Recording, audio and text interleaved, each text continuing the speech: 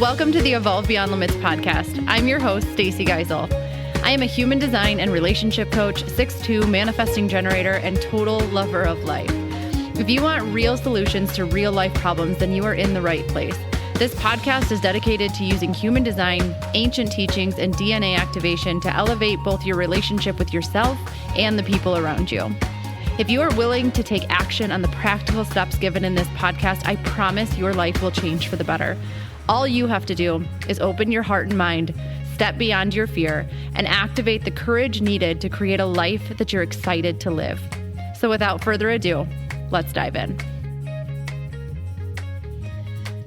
Hello, and welcome back to the Evolve Beyond Limits podcast. We are continuing on with our series on decision-making authorities in human design. So we are getting close to having them all covered at this point. We have self-projected left, and then we also have the non or lunar authority of the reflectors, and then the environmental or ego projected authority. So today, though, we are going to talk about self-projected authorities. If you have no idea what I'm talking about, make sure that you go back and check out the episode where we start to begin talking about the different decision-making in authorities in human design, why they're so important to understand, and why they're one of the foundational pieces to understanding and utilizing and integrating your human design into your life. So in the last episode on the splenic center, I talked about how it doesn't matter if you are one of these authorities or not. They all work, they're all connected in some way, shape, or form. And there's more to be learned about the different centers that they're connected to and how they work. So don't shy away from checking out and listening to all of the other episodes on all the other authorities, because there's probably something that's going to speak to you in your own life that you get to work on and just create more opportunity for more growth, more evolution, and all of that. So let's dig in. Self-projected authority. So this one is only in regards to projectors. Only projectors have a self-projected authority here. But again, we can all learn something, because this is the authority that operates from the G center. It goes from the G center to the throat center. And our G center is all about our identity. So it's about identity, and it's really where we hold love. So what you say or what you hear yourself say spontaneously is your true essence. It's your identity. And when you're making decisions in your life, you want to make sure that you're making decisions that are in alignment with your true essence and your identity. And this authority is going to do that through the power of the throat center, which is the throat. So here are some of the difficulties that we will see with this specific authority is, it's not honoring your own identity and honoring somebody else's instead. Right? So it's really common around the age of 8 to 10. And this is for everybody, but this is just something to understand about your G center. But it's really common around the ages of 8 to 10. We start to kind of lose our identity of who we are, and we start to become who we think everybody else wants to be. We kind of lose that joy, that innocence of just being authentically us. And we start to look at the world and we start to say, who do I need to be to feel loved, to feel accepted? And oftentimes that's actually turning against who we are, because we say, who does mom need me to be? Do I need to be the smart one? Do I need to be the pretty one to be loved and accepted by her? Who does my dad need me to be? Do I need to be the disciplined one? Do I need to be the one that is on all the different sports? Like, who do I need to be to get love from them? Who do I need to be accepted by, the people at my church or the people at school or my friends or whatever that looks like, right? And so we start to lose ourselves pretty young. And then we start to make decisions in our life, not by who we are, but who we think everybody else wants us to be. And because that G center is also connected with love, It comes down to our ability to love ourselves, how we give love and how we receive love. And so the issues of like what I just spoke about that can really come up here is overriding what you want to be, who you want to be, or what you want to do with what someone else wants you to be, or what you think that somebody else wants you to be, or what you think somebody else wants you to do, because you think that is the way that you're going to feel loved and accepted in your life. So it's at this point in our life that we start to turn away from us. And we start to create almost this shell of ourselves. And this is where our ego really starts to come in. And we start to show up as with all the masks of all the people we think we're supposed to be. And very rarely is that who we really are. And I know this to be true because in all of the work that I have done with myself, with other people, one of the most difficult questions that I've ever asked is, who are you? Who are you? And the reason that this is so difficult is because for most people, there's something called object referral versus self-referral. And most of us refer to ourselves based on the objects of our external environment. I'm a mom. I'm a daughter. I'm a wife. I do this for work. I have this title. This is the way that we explain who we are. The problem with this is that if any of those things are taken away, you lose your identity. This is really, really common with athletes, right? So an athlete was an athlete. And the moment that you take away the title of them being an athlete, that you take away their identity. And it leaves them feeling so lost and so confused because, well, who am I then? Right? If you consider yourself somebody that has money and then you take away the money, who's left? This is getting very existential. I understand that. But it's important to understand that this is what it means to be object referral. And this is how most of us see ourselves in reference point to our external environment. And where that leaves us is living in a state of fear. We're trying to control everything. We're trying to have power over people, and we don't want to see, we don't want anybody to see our weaknesses. And it just leaves us in this state of feeling very disconnected and just not really thriving in our life because we don't really know who we are. And there's always this fear that who you think you are based on all of these objects could be taken away at any moment, which they could. And then who's left? And then who's left? And so if you look at self-referral is it's what we would refer to as the spirit, the soul. It's what's left when you take away all of the objects. It's what's left when you take away and you strip away all of the external labels that you've given yourself, all of the external things that you have done. You take them away, and what's left? It's what's left when you aren't consumed by your thoughts. It's what's left when you are in silence with yourself. It is what's left when your mind's not involved and you are fully present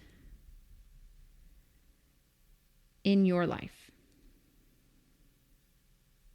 And you know what this is and who this is.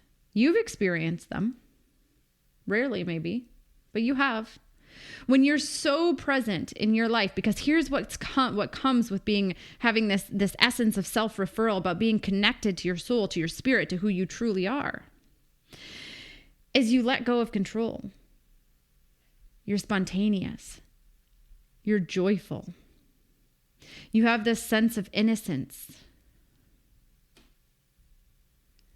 You're excited about life and love.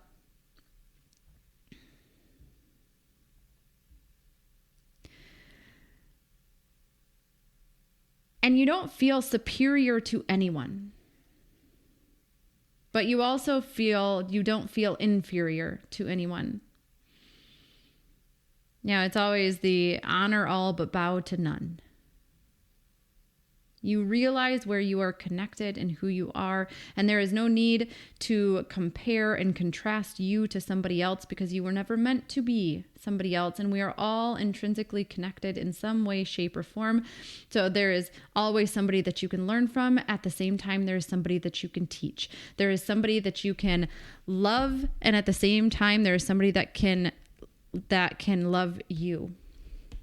You can be the person that gives and also the person that receives.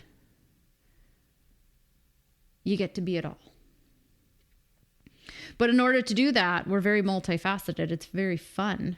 But in order to live in that duality, we have to strip away who we think we're supposed to be, who we've been taught we should be, and come back to our true identity, which is ultimately pure love. Now, that might feel like a long way to get there, and it can be. So we'll talk a little bit about that, about how we start to get there, but this is the difference. This is the difference. And this is the cycle that we can get caught up in, and the identities that we can start to identify with. And then we actually miss out on who we really are because we're so busy trying to be somebody else. So when you go against yourself, when you go against who you really are, when you go against your truest expression, when you are turning away from loving yourself, it leads to this deep disconnection from yourself. It almost leaves you with a sense of longing, of confusion, of feeling lost. Something that I hear all the time is, Stacy, I feel like I have lost myself. I don't even know who I am anymore. I've gotten so wrapped up in being a mom or a wife that I don't know what it is to be Stacy. And trust me, I've been here. And honestly, I have to work on it every single day to not get wrapped up. And for me, it might not be a mom, but it's the work that I do.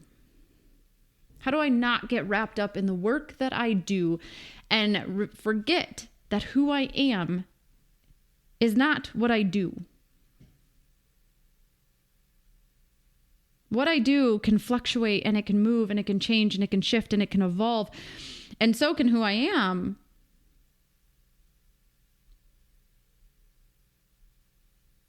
But it's this opportunity to remember that it's how you show up in the world, not what you're doing, that will make the biggest impact on yourself and the people around you. So we have to come back to who are we? And the remedy to all of it, we need to come back home. You need to come back to yourself. You need to start to choose you again. Start to embrace the truth of who you are and love yourself for it so that other people can start to love you for it as well.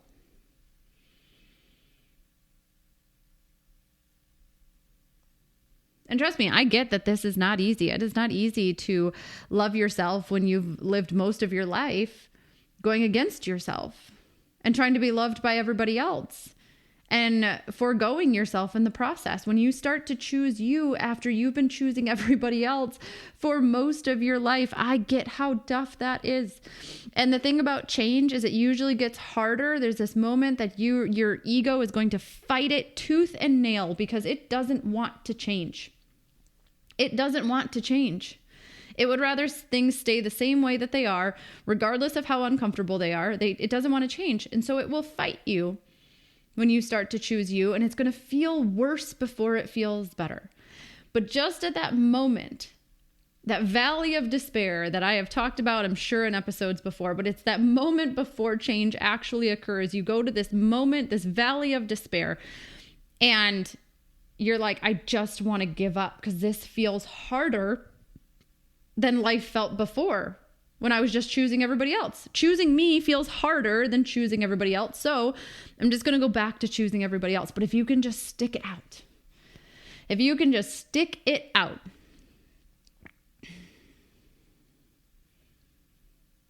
change comes. And then we have more joy, more confidence, more love, more fulfillment, more happiness. We're healthier. The other side of change, the other side of transformation. It's a beautiful thing. And the thing about this authority and this G center and understanding it and really, really embracing it is this isn't about anybody else.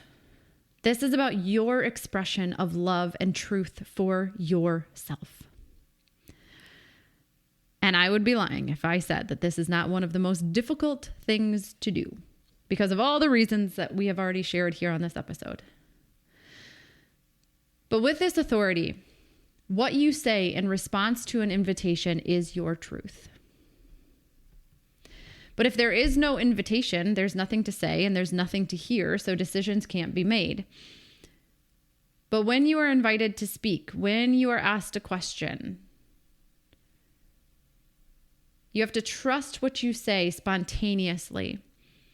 What just comes up from the truth of your love for yourself and your truest essence and identity, trusting what comes from that space to ensure that your decisions support your self-expression and your identity, not somebody else's version of how they think that you should express yourself or who they think you should be, but who you are. So how can you start to put this into practice? It's going to be actually very similar to the ego manifested authority. So one of the first things you want to do, and whether this be you are the self-projected or you are in a relationship with somebody who is self-projected, you need to, if you are the self-projected, you need to surround yourself with people that can ask you questions and can create a safe and stable environment for you to express your identity and your authenticity in everything that you are, without trying to put their own spin on it, without trying to lead you one way or the other, without trying to project their own insecurities and fears onto you, without any of that, which is so difficult. This is difficult for all of us because it's not uncommon for us that's the lens through which we see the world, and what we have to do in support of our self-projected authorities, and honestly in support of all of our friendships and our relationships and all of that, is that we can share our experience. Absolutely. We can ask questions out of curiosity. But to support, we have to take us out of it.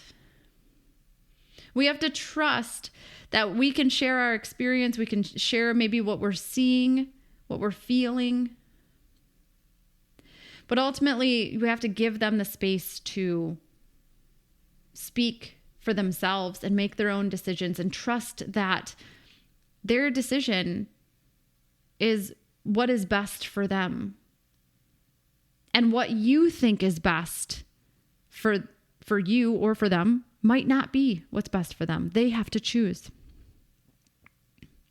So giving them this opportunity and this space to speak and express themselves, and then honor their decision, even if it's not what you would choose to do. Honor it, support it. Think about a time in your life when all you wanted was support from the people around you and all you got was resistance. Can you turn that and be that support for somebody else?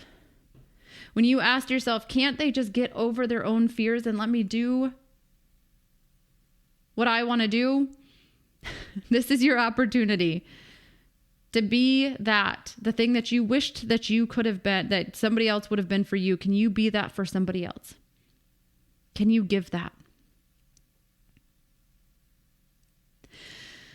So if you're the self-projected authority, coming back to being really aware of filtering your voice.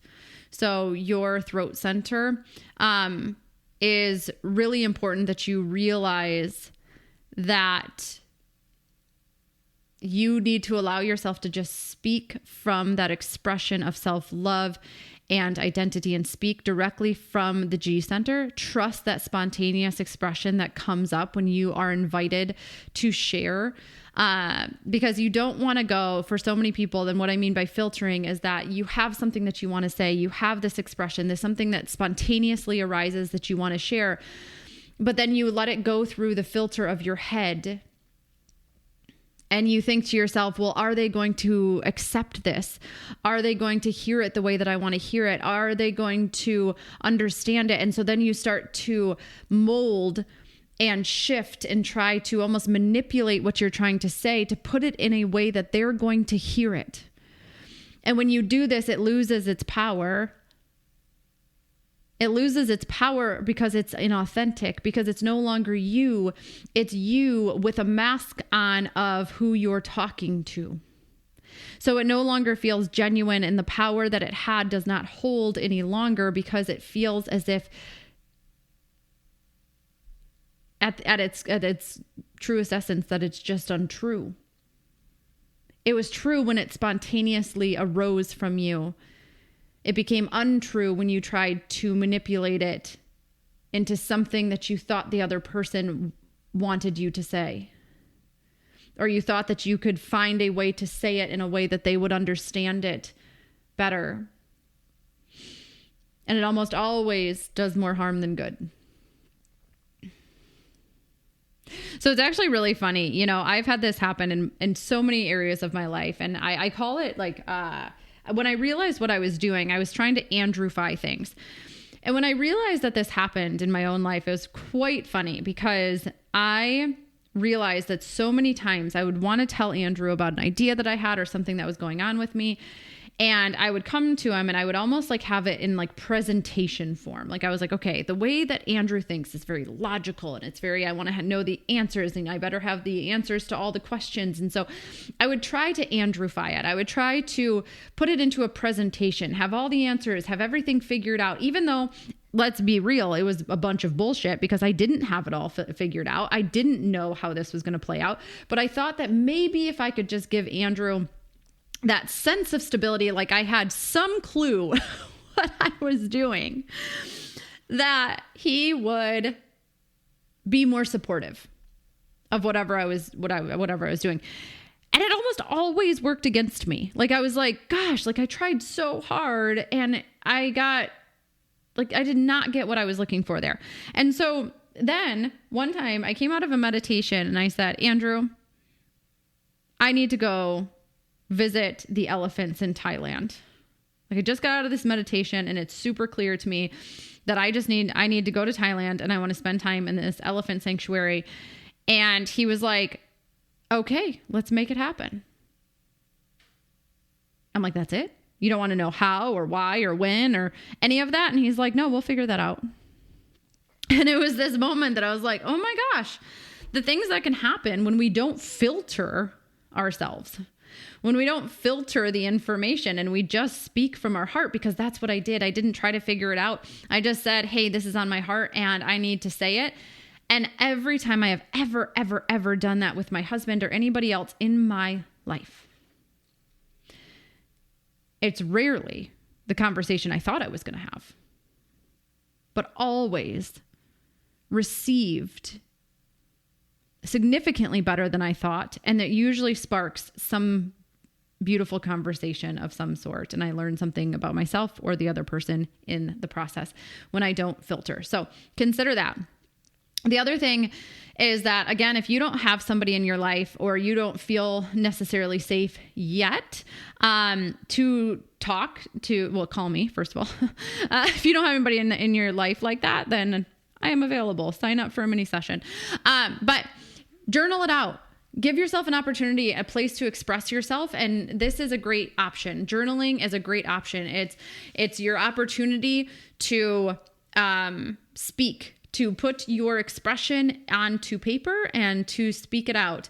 I recommended for ego manifested authorities to also do voice notes and kind of do voice memos so that you can hear yourself speak, and you can just put a question, that you're pondering or something that's going on, and put it at the top of the page.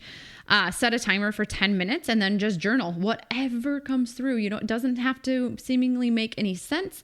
Just allow whatever spontaneously arises within you to come out onto paper. This can be a great introduction into actually speaking it, is to start trusting it on paper.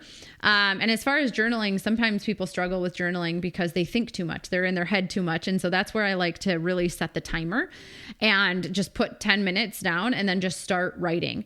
It does not have to make sense in the beginning. It doesn't have to correlate, like nothing. It's just this opportunity to start the writing process and just start to see and bypass. We have to get at that, like it takes a minute sometimes to get past our head and get into our heart. And so allowing that to happen can be really powerful.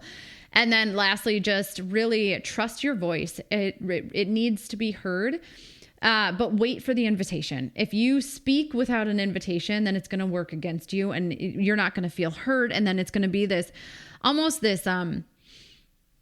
opportunity to be like, to convince yourself that your voice shouldn't be heard, or that your needs don't matter, or that the expression that you have. See, I told you, we do this thing in our lives where we're like, I knew it, right? We're always looking for things to identify or to solidify the stories that we're telling ourselves. So if you're somebody who doesn't feel heard, or you don't have a lot of self-love, or you don't feel like others love and accept you in some way, shape, or form, you're going to look for things to solidify that in your own life. And so and if you speak without an invitation, that could be something that happens. So just watch out for that.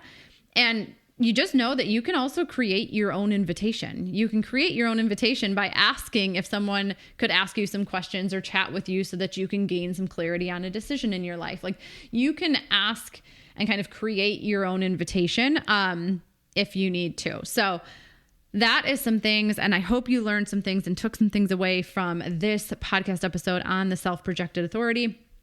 If you have questions, or you really want to sign up for a mini session and get some more information about your own human design chart, then feel free to utilize the link in the show notes, or you can just go directly to the website, www.evolvebeyondlimits.com, and you can find that information there as well as probably anything else you're looking for. So until next time, walk your talk, speak your truth, choose courage over comfort, and always evolve beyond limits.